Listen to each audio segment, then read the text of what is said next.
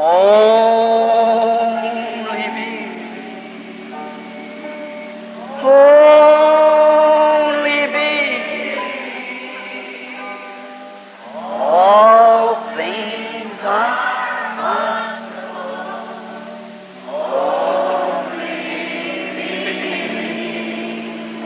all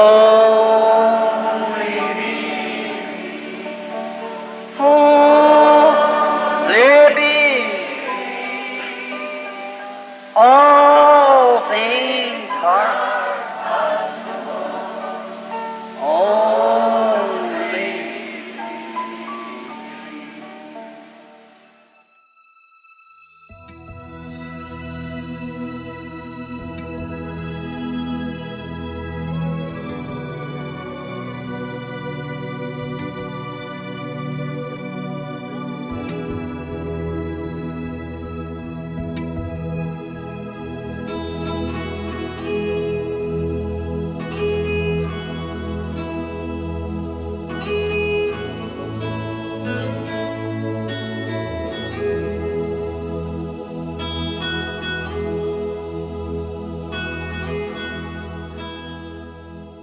Momento de meditação.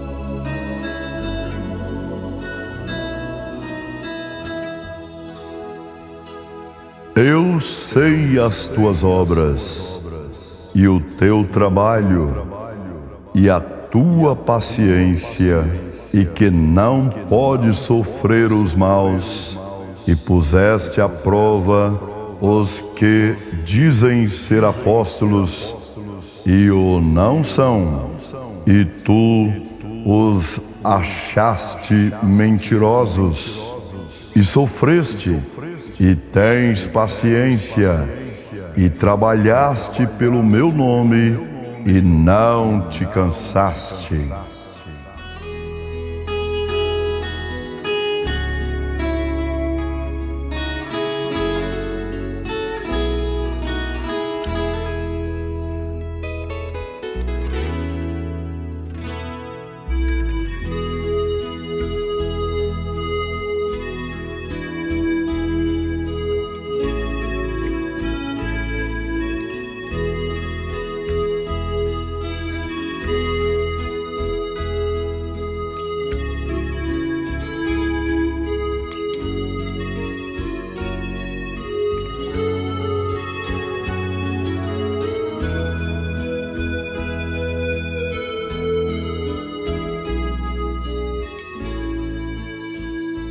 Ele sabe que há fraqueza entre eles, mas mesmo assim ele não reclama disso.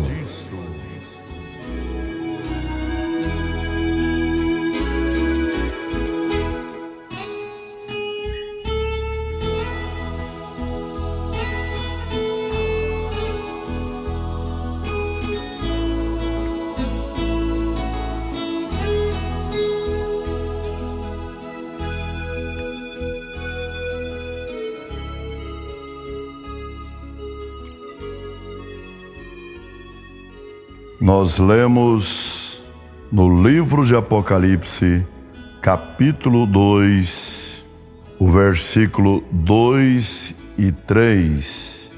O profeta de Deus para esta era, na mensagem à era da igreja de Éfeso, na página 64 a seguir. Quão belamente o Salvador louva e elogia seus filhos. Ele toma em plena consideração as finas atitudes espirituais e o comportamento deles. Ele sabe que há fraqueza entre eles, mas mesmo assim, ele não reclama disso. Não é isso próprio do Senhor? Ele sabe como nos encorajar nas coisas corretas e nos desencorajar nas coisas erradas. Todos nós poderíamos aprender aqui mesmo uma boa lição de como conduzir a igreja, a nossas famílias e, melhor ainda, todos nós poderíamos aprender uma boa lição de como Deus trata com cada um de nós. Exatamente dessa maneira. Jamais fique desencorajado, santos de Deus, porque Deus não é ingrato para se esquecer dos trabalhos de amor feitos por você. Tudo que fazemos, até mesmo dar um copo de água fria a alguém, tem uma recompensa e bênção do Senhor. Eu sei as tuas obras e o teu trabalho e a tua paciência. Enquanto anda no meio de sua igreja, ele está ciente do sofrimento do seu povo e ele se importa, como foi nos dias do cativeiro do Egito, quando ele ouviu os seus clamores. Aquele que nunca muda ainda ouve os clamores dos oprimidos enquanto anda no meio deles. A própria palavra trabalho significa cansaço por causa de opressão. O povo de Deus não apenas trabalha por ele, é um trabalho de amor, mas eles sofrem por ele com alegria. Eles são pacientes em suportar o jugo. Esta primeira era sofreu grande perseguição. Ela teve que trabalhar com afinco para pregar o evangelho e propagar a verdade. A soberana vocação deles na vida era servir a Deus, enquanto suas esperanças na vida foram frustradas. Eles foram pacientes e confiaram tudo àquele que prometeu uma recompensa permanente no céu, pelo que tinham renunciado por ele na terra. Eu creio que devemos parar aqui e nos ocuparmos com a ideia de que o povo de Deus tem sido sempre e sempre será perseguido. Você sabe que Gênesis é o livro dos princípios, e o que você encontra iniciado ali prosseguirá bens até o Apocalipse e nunca mudará, até nós vermos que Caim perseguiu e matou Abel, por este agradar a Deus. Depois vemos um perfeito quadro no filho da carne de Abraão, Ismael, que implicava e lutava com o filho da promessa, Isaque. E lá estava Esaú, que odiava Jacó e o teria matado caso Deus não intervisse. No Novo Testamento encontramos Judas traindo Jesus, ao passo que as ordens religiosas do primeiro século tentavam destruir os crentes primitivos. Os filhos deste mundo, controlados pelo diabo, odeiam os filhos de Deus que são controlados pelo Espírito. Não importa quão justo e reto um cristão seja diante do público, e quão benigno seja para com seu companheiro, fazendo apenas o bem, deixa-o confessar a Cristo como seu Salvador e reconhecer a operação dos dons do Espírito Santo em línguas, profecias, curas e milagres, e ele será condenado. O espírito do mundo odeia o Espírito de Deus, e por não poder sobrepujar o Espírito do Senhor, tenta destruir o vaso no qual o Espírito da verdade habita. Perseguições e provas são uma parte natural e normal da vida cristã. Há somente uma coisa que você pode fazer a respeito delas: confie todas elas a Deus, não julgue e deixe para Ele o conclusivo e final julgamento delas. Não pode sofrer os maus, e puseste à prova os que dizem ser apóstolos e o não são, e tu os achaste mentirosos. Estes efésios criam que o povo de Deus tinha que ser santo.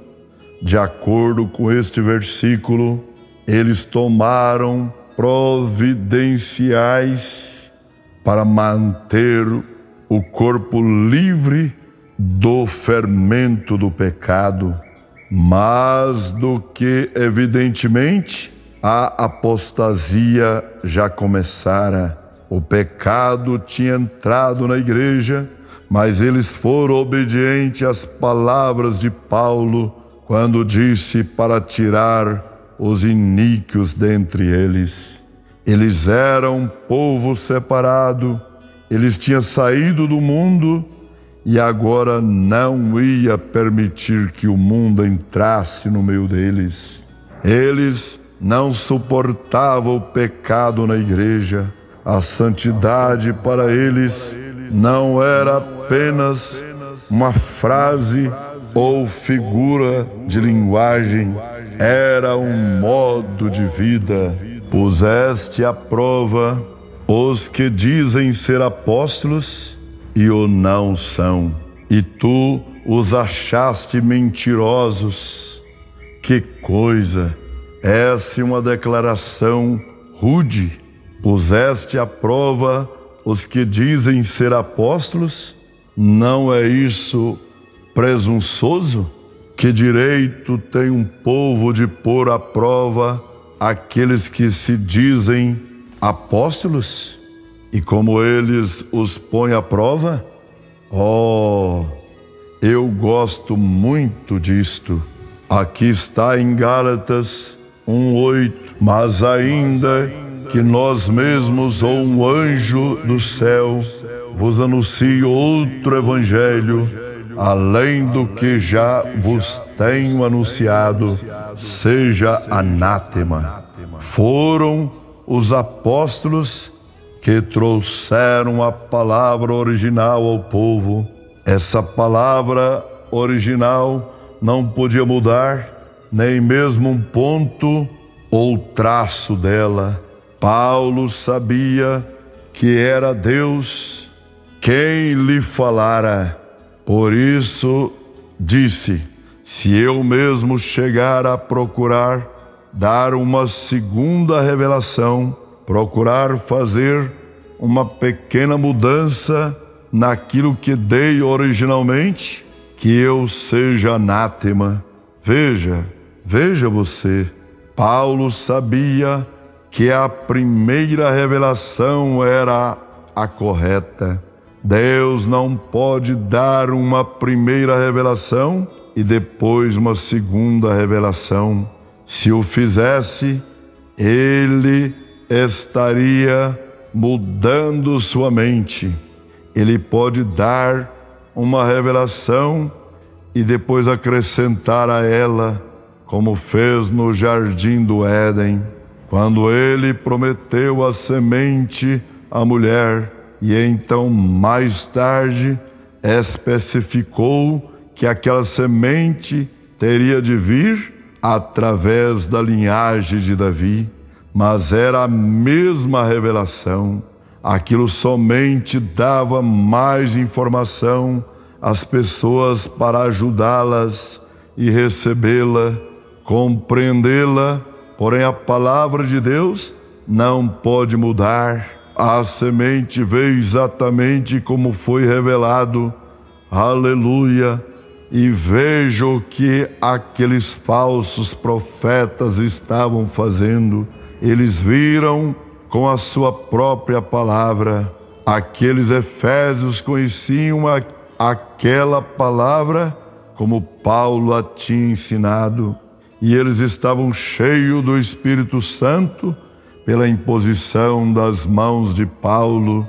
Eles olharam aqueles falsos apóstolos nos olhos e disseram: vocês não estão dizendo o que Paulo disse, portanto, vocês são falsos. Oh, isso incendeia meu coração.